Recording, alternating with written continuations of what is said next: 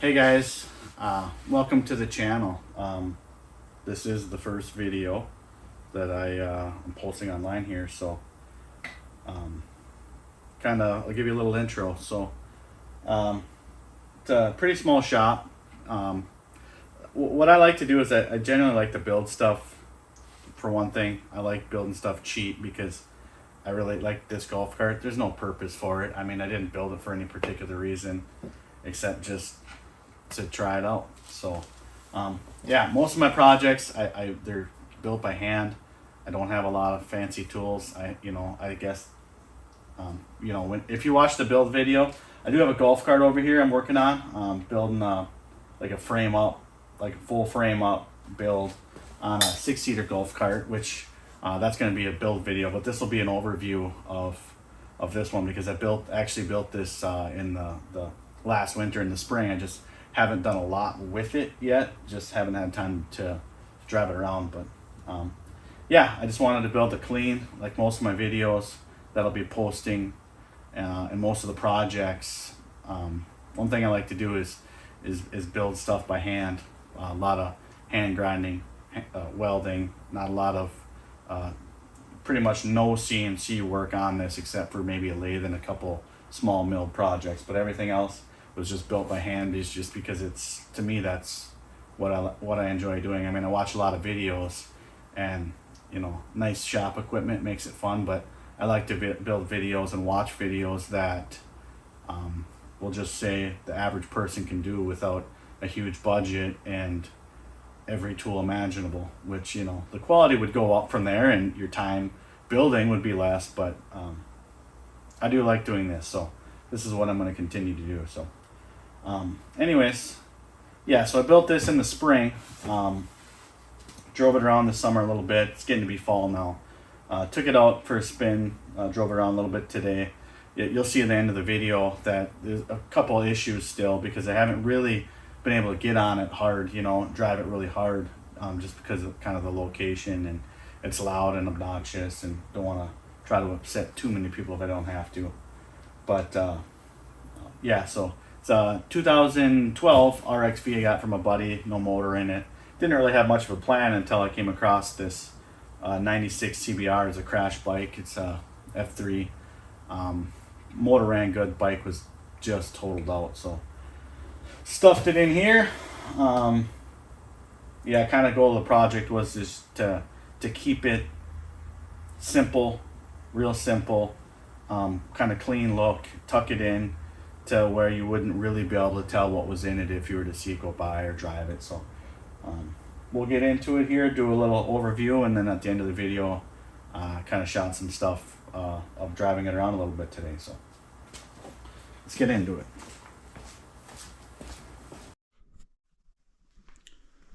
Alright, well, let's do our quick walk around here. I'll start with the front end. As far as the steering and suspension goes on this, it's just what was on the golf cart, just the stock RXV front end. So once I put the motor in it, I didn't have the body or anything else on it at the time, and I went and took it for a test drive, and it actually felt better than I thought. So I figured it was already built. Not too much that I had to do to it, so I just pretty much left it alone, and it still actually is pretty good. I mean, you hit 70 miles an hour or so, then it gets a little sketchy, but up to that speed, steering's pretty tight, suspension is stiff, which is kind of what I was going for anyways, and since I wasn't adding a lift kit or anything, I just decided to leave it alone. So yeah, wheels are just standard SS wheels, taken from another project. Down in here you can kind of see where I have the radiator mounted. Just mounted a little gap to the back here. This radiator actually is out of a mid-2000s Rhino. It's a nice little package with the radiator, shroud, and fan all in one piece. Small, easy to install. Worked out pretty good. Hoses were pretty much the same size. I think there's about an 1/8 inch difference. I think I got a 1-inch hose on this, and the engine radiator hose was a little bit bigger metric size coming off of it, so I just adapted it down back here in the engine bay, and run it up to here. On the other side, you can kind of see where I have the two sensors coming off this. Just TIG weld a little bung on here so I could get a T. So one runs the just the gauge, temp gauge on the dash, and the other one is actually for the fan control, which we'll talk about in a second. I utilize both of those. So just mounted right here. You can see where I got the master cylinder mounted. It's just a hydro master cylinder. It's actually off my drift truck, an old one that I had laying around. So it's just operated off the foot pedal here. So it's just a rod going through there with a clevis, just running to the foot pedal. And then the actual line, I got 3/16 copper line that's ran down back here under the frame and back to the actual caliper. That, you know, I used the caliper that was actually on the bike as well. So the caliper and rotor are from the stock bike as well. So everything in here, like I said, stock, just kind of cleaned up, painted up a little bit. So get over to here, we got our foot pedals. Yeah, these are just handmade foot pedals, and they've changed positions a little bit. These two pedals have always been in the same spot, but when I ended up, this used to be sitting here, and I've just found out that my foot was a little bit too fat to fit in here without hitting the brake pedal. And also, all three of them used to be even, but this one I ended up tilting back this way a little bit, because when you actually put your foot on here, when it was sitting up like this, when you're trying to hit the gas pedal, your foot had to be tilted back so far that it just was kind of difficult, and your foot would kind of get sore. It's just in a really bad spot. So ended up cutting it, angling it, re-welding it, and it works pretty good. Now, one thing that you can't see underneath here is that I put two little shock dampeners, actually from an RC car suspension, in here, because the throttle, I should say, is really, really sensitive on this thing. The RPMs, you know, such a huge range of RPMs that when you're trying to kind of maintain an RPM range, this pedal, just tapping it just a little bit, you know, ever so slightly, you'd just have, it would be really erratic throttle response, and it was just hard. And every time you hit a bump, you also would, you know, kind of just hit the throttle. It was just wasn't very smooth. So now there's a dampener, actually two of them, one on each side, that push. There's one here that pushes and one that pulls.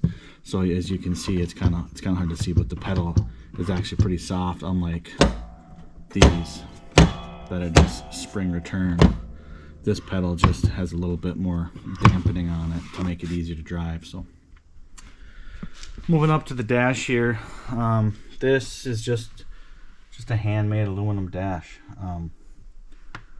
You know, I did the classic. I mean, I do this a lot when I have a weird piece to make like this, is where I just cut a cardboard template out, and that's what I did. Cut it out. I even cut out smaller pieces and bend it and kind of put it where I want it, so I know how far to bend it as well. But this one was kind of trial and error, because ended up having to, I pre-bent this a little bit farther than it needs to be. So when you tighten these 4 bolts, there's one here, and there's 2 underneath the bottom here. I don't know if you can see them. That way, I'd put pressure onto this, you know, this outer lip, so it's nice and tight. Doesn't make a lot of vibration, especially when I put this outer edge trimming on here. So as far as the upper one, I just took this old pod out. I don't even think there was a gauge in there. I don't think there was even a gauge in here. So I cut this out, made it fit, put it in, just screwed it in place with a GPS speedometer, which works pretty good. I mean, it does say the speed. It's a little delayed. So if you were, and it would be kind of nice to see what your wheel speed is. Say you're doing a burnout, something like that, or taking off. But like I said, it's a little delayed, and if you're not actually moving, it's not going to work for you. So, but yeah, here. So we got here's just your master power. I'll turn these off. Just master power. Gauge lights come on all the time. I really saw no reason to have them shut off. So here we got fuel, water temp, and just a volt gauge. I was contemplating putting in a tach, but you know, I didn't want to have to really run a digital tach, and to find attack for a street bike that's, you know, goes up to, you know, 14,000, little over RPM. So it's kind of hard to find mechanical or analog gauge, I should say. And plus they get a little expensive, so I just opted to not put one in. I mean, you can find them pretty easy for just a regular V8 motor. They're pretty cheap, but they get kind of expensive when you start getting into the higher RPM ones. So this switch right here is just my computer and some other controls that are in here as well. This one is for fuel pump, and then this one is for fan. So when this switch is down, the fan control actually runs off of the temp sensor that's mounted to the radiator, and then I have an ability to also turn it on manually if I want to force the fan on or leave it on for a little bit after I shut it off. So cup holders, same thing. These are just all separate pieces. I think I bent this outer one all the way around and just welded caps on, ground it down, and then I just most of this aluminum on this one to kind of stay with the same theme. Foot pedals, shifter, everything I did with aluminum. I just ran a sander, DA sander. I think I used like an 80 grit sander DA, and just put a clear on it so you wouldn't get any of that black varnish on your hands that aluminum leaves if you don't finish it. So yeah, also inside of here, back in here, when I pull this cover off, this is where all the electrical connections are. So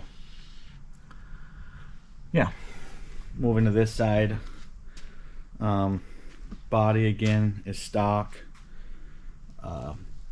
This is the shifter, so like you can see in here, it does have a foot clutch. So it's got a foot clutch, cable operated foot clutch, like I said, master hydraulic cylinder for the brake, and then, you know, this is also cable operated. But here we have a push pull, so this is backwards would be first gear, and then you'd shift tap forward through the other gears. And once I pull this seat off, we can kind of look where the cabling goes. But if you can see in here, right here is my pivot point, and I ended up pressing a bushing into here with a shoulder bolt that sits here to move it up and down. And then on the inside of this, the rod ends up going this way, and then also has a swivel end. When we take the seat off, you can see, so when you pull this back forward or back, it actually is pushing the cable up and down. It's not quite, you know, vertical, but it's close enough to where it works out good. And then there's some adjustment on both sides to get it right. And once I ended up adjusting it the very first time, and never actually had to adjust it again. So yeah, we'll let me pull the seat off here and get some better lighting in. We'll take a look in underneath the seat here. Alright, let's get into the engine bay here. Well, this is it. Like I said, it's a 96 600 F3. So, I mean, stock, these are about around 100 horse, really low torque. So, I mean, on this thing, you know, it's just like a bike. It's not real powerful until you get up higher in the RPMs, which on a golf cart, it's kind of difficult to do. So, I mean, when people ask if it's got a lot of power, I mean, it all depends on how you're driving it. I mean, it does have a lot of power on, you know, when you get up into the RPMs, but low RPMs, it's not very torquey, and the way that it's geared now is, you know, it's about 35 miles an hour first gear. So I do need to gear it down. I probably will, but I guess it's not top priority on this machine right now. So first problem I had when I got the engine out is just it's a really tall engine. So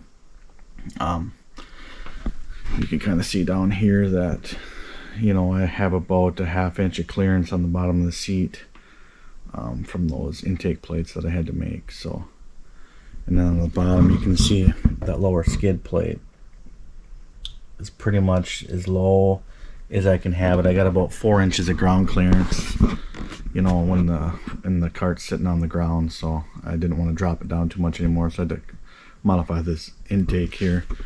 And you know, anybody that knows anything about these old bikes is they have a huge ram air intake that comes up, you know, probably a foot above this, and you know, that wasn't going to work to keep the stock seat and make that look nice in here. So I ended up taking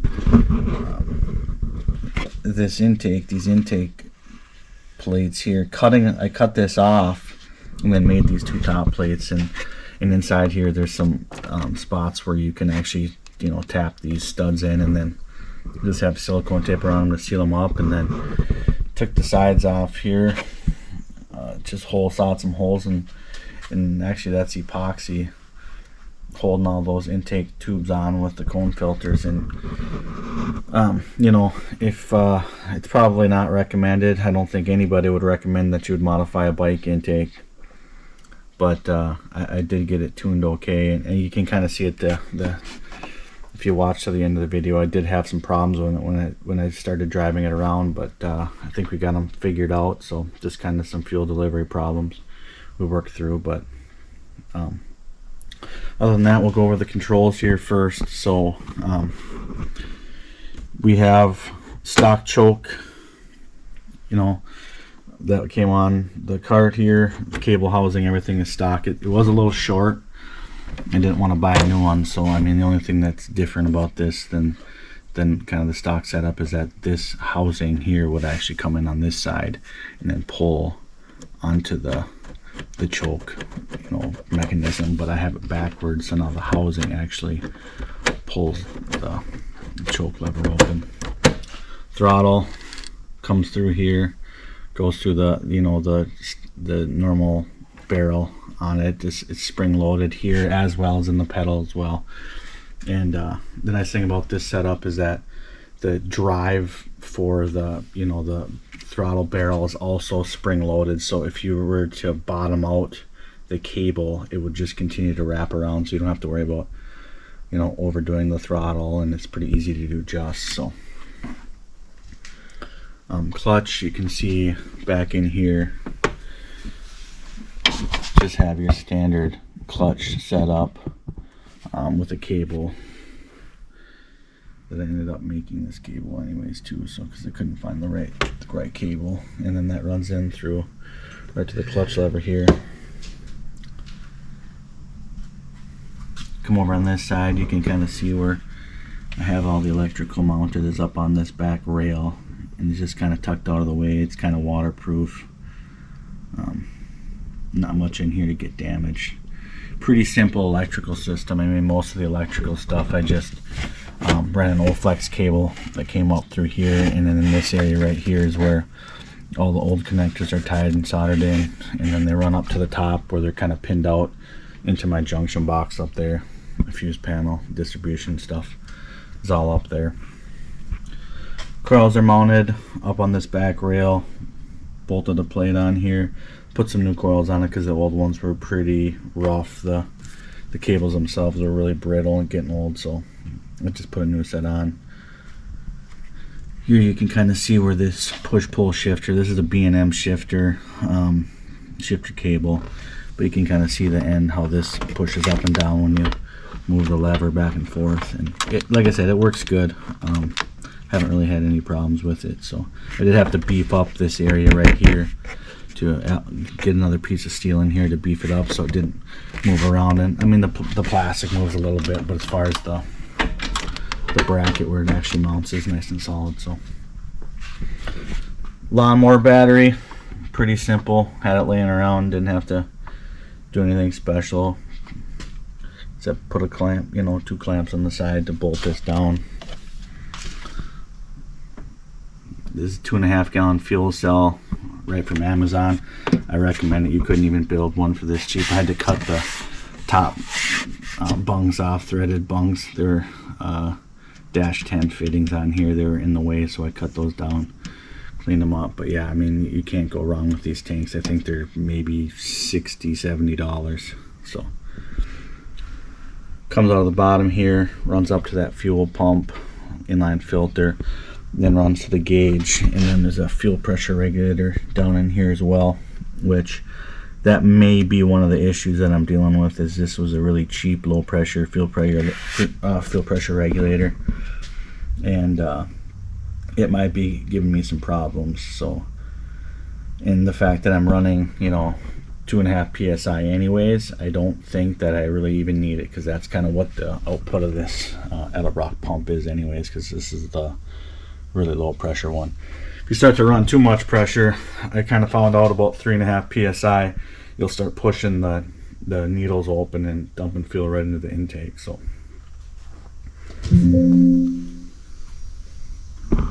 look down in here, you can see that cylinder 1 and 2 dump out the left side, and then 3 and 4 are on the passenger side there. We can go down underneath here and look at it.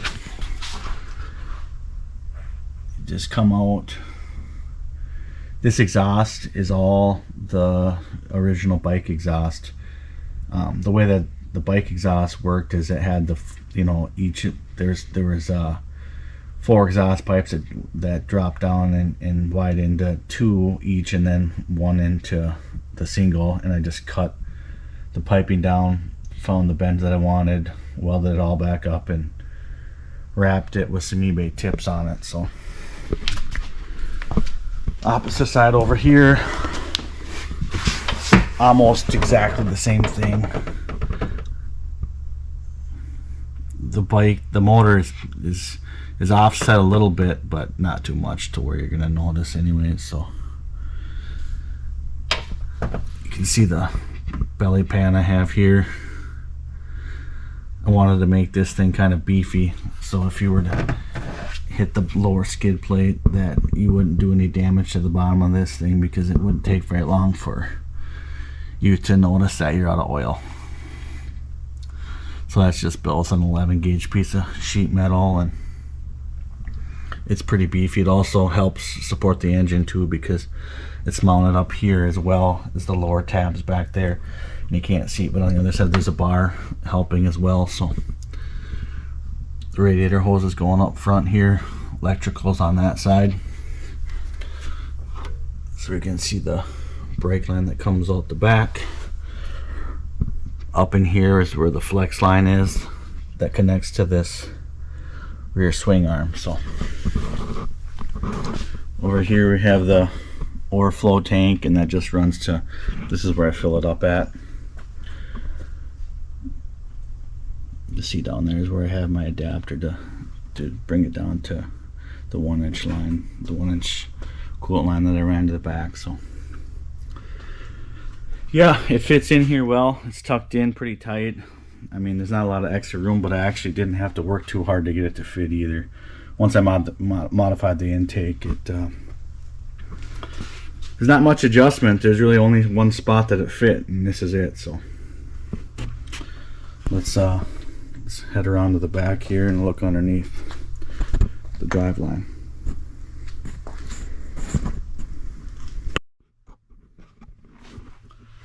Alright, so this is the rear swing arm assembly here. You know, this would be the most difficult portion of it that I had to work on, because some trial and error. I was having some issues with the main issue was the chain tension. I had issues with that because, I mean, if you can see back in here, that I just, you know, with the position of the engine, the output shaft to the transmission, you know, in line with basically the center line of this, I couldn't get them parallel when I was in my resting position for suspension. So of course, when you would, you know, the suspension would travel down, the chain would loosen up, and you can kind of see in there's some extra brackets that are up in here now that aren't being used anymore, because I've tried multiple different chain tensioner setups, and I just could not find anything that would really hold the power that I needed. And if I got it to work one way, it's, you know, when I was taking off, I could get the chain to stop, you know, with the chain tensioner working, the chain to not skip. But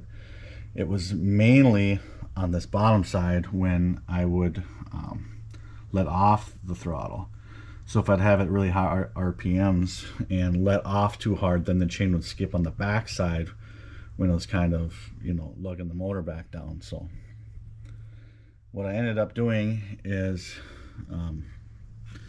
just had to go with less suspension travel, and it kind of solved the problem. Got rid of the chain tensioner, and as long as the chain's tight, it doesn't skip. I mean, you can't see, but there's a little bit of adjustment on these back pillow block bearings.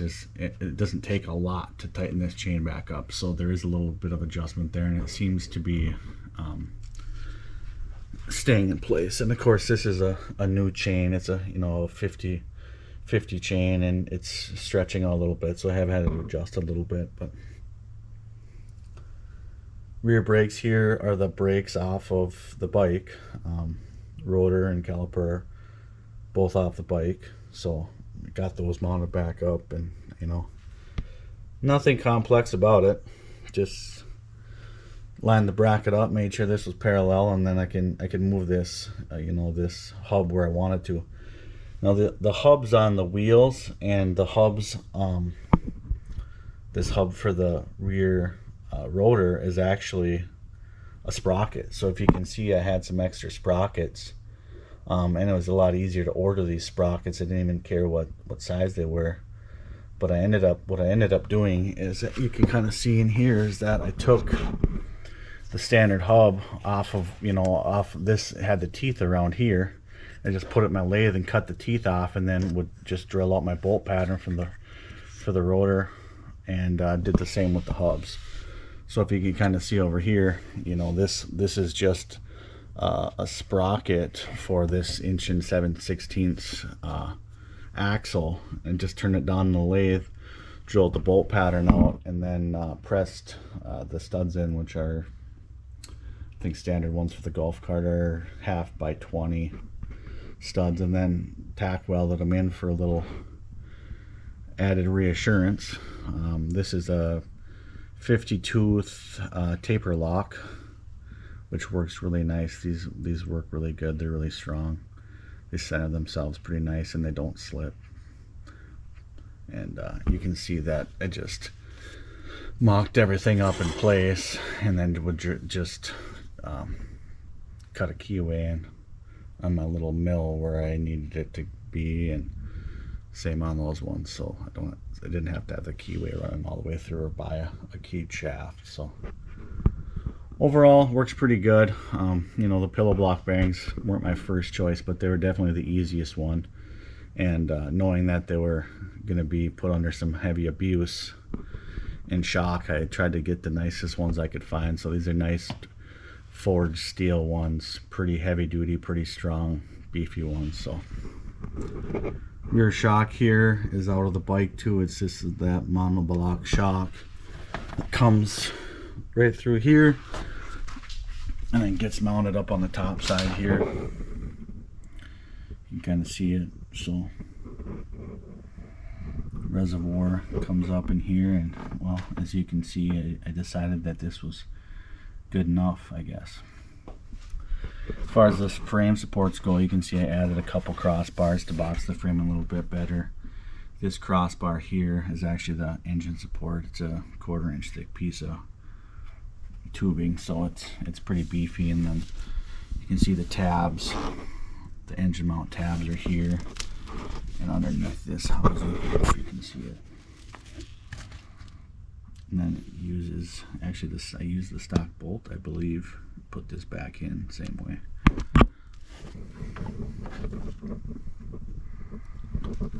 This is the brake system here, the flex line that runs down the swing arm for suspension. But yeah, right now I got about, in order to keep that chain tight, I got about 1 inch of travel, and that's about all I can get. Otherwise, when I drop the clutch under high load, I can hear the chain skip a tooth, pop a tooth every once in a while. But yeah, just a standard swing arm, really simple, not much to do.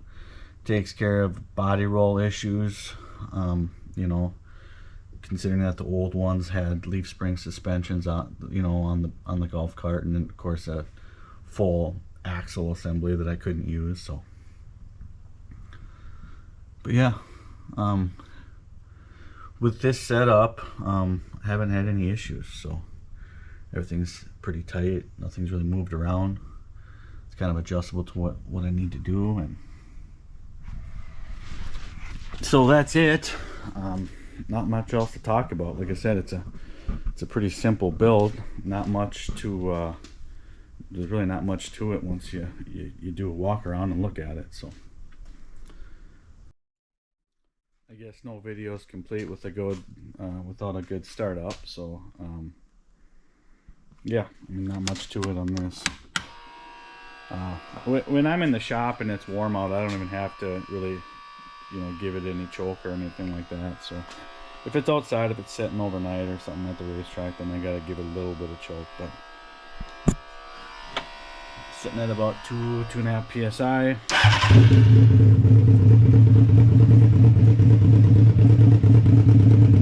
A little lopey when it's cold, but you'll be able to tell it'll warm up a little bit, and the idle will come up. And I have it idling kind of high. Just it makes it a little bit easier to drive with the clutch, because you know it's clutch also. It's just, I mean, it's a tight clutch, so you have to be real gentle on the clutch pedal. So.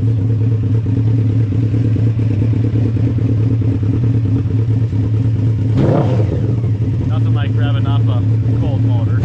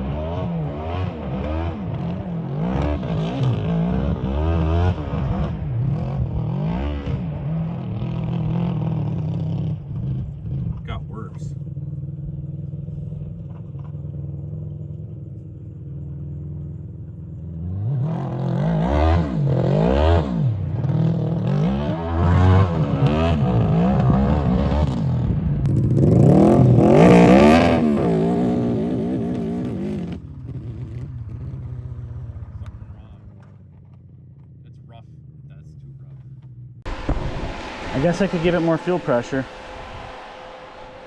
Need an Allen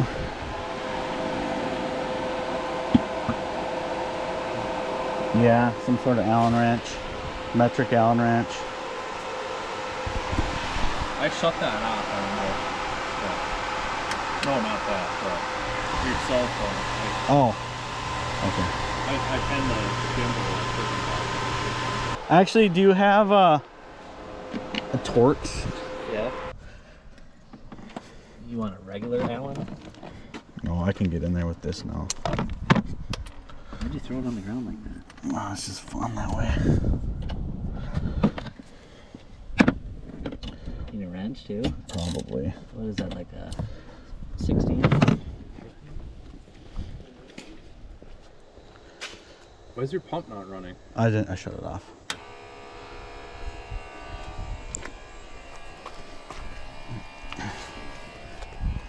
I don't know if I can even go in any more than this.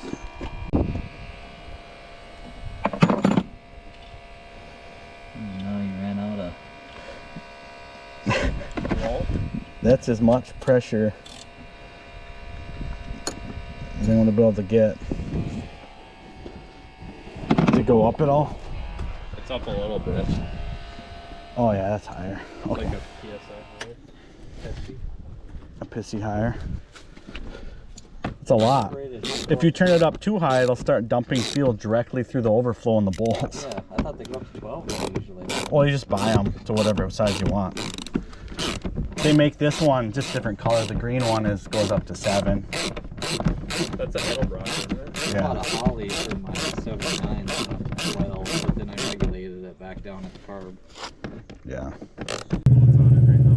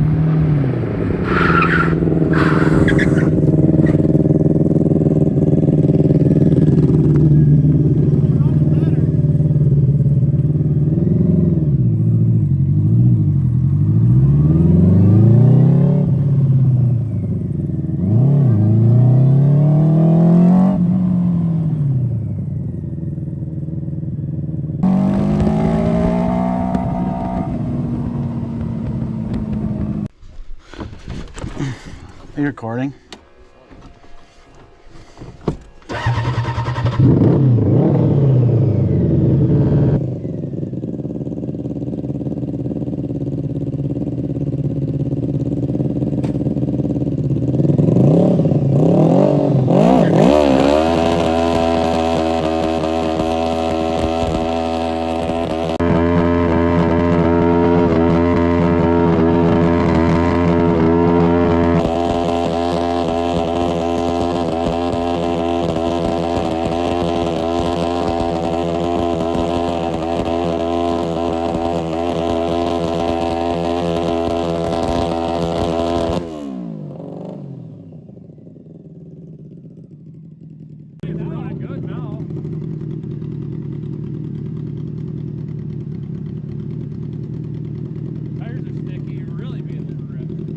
Oh no! That's why I didn't want to. That's why we use that. That's why we use this Dodge. There you go. Sorry, boss.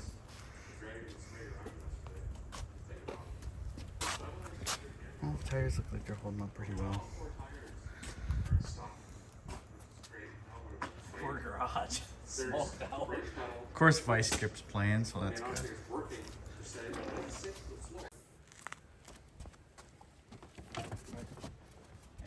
Strap me in. This is a great idea. Best idea we've ever had. Is that tight enough? No. Get it tight. Okay. So what if I tip over? Okay. I think that's okay. I can't.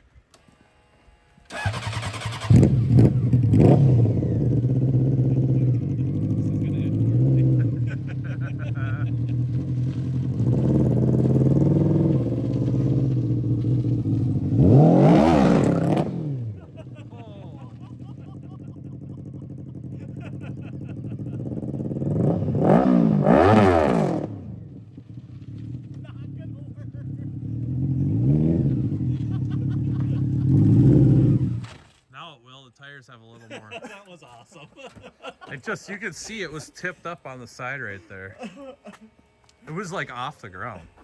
So he needs to try it again. Alright, so we failed with the first donut. Chain's a little loose, and it probably doesn't help that the tires are really sticky. Tighten up the chain. And I guess now we're gonna have to put some water down. Not enough power in this machine, I guess. Since we failed the first time, we'll try with water. Next time, remember that we need more power. Bigger More engine. commitment. Bigger engine. More commitment. Oh yeah, being strapped in, that's important enough. At least this roll bar is nice and strong.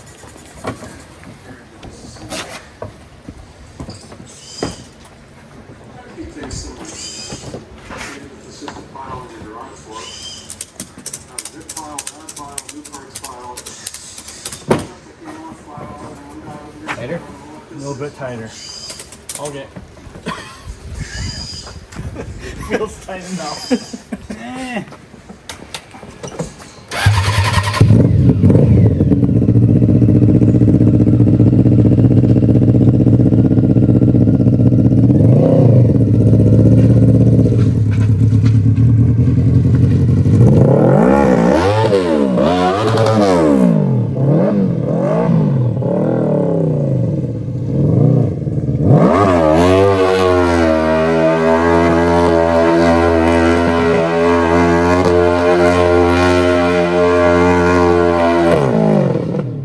That's what I'm talking about. Nice. That's what I'm talking about.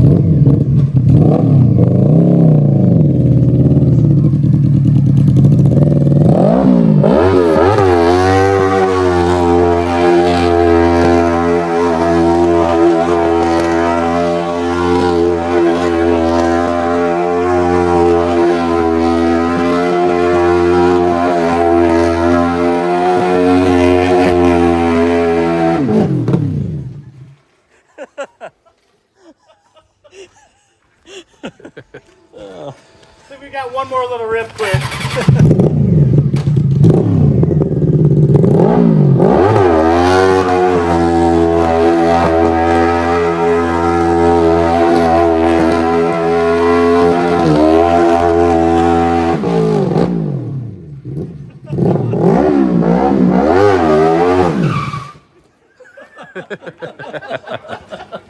Oh my god.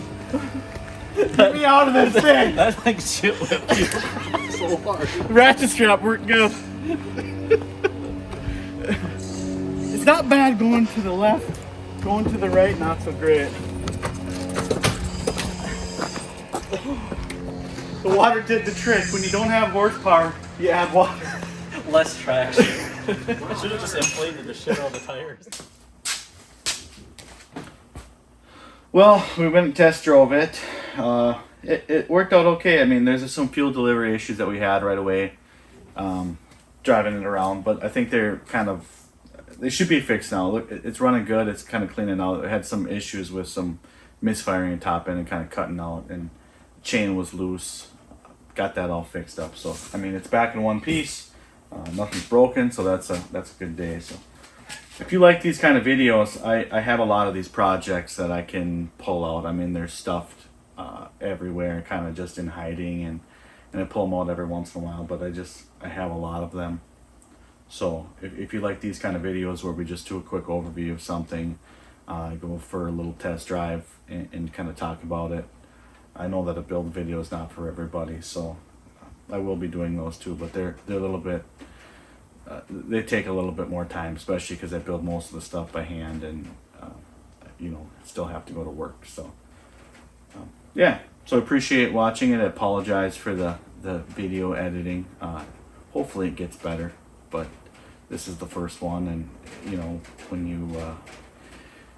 you start trying to edit, you can see what you messed up on. So hopefully they get better. I appreciate you sticking through. Thanks for watching. Have a good one.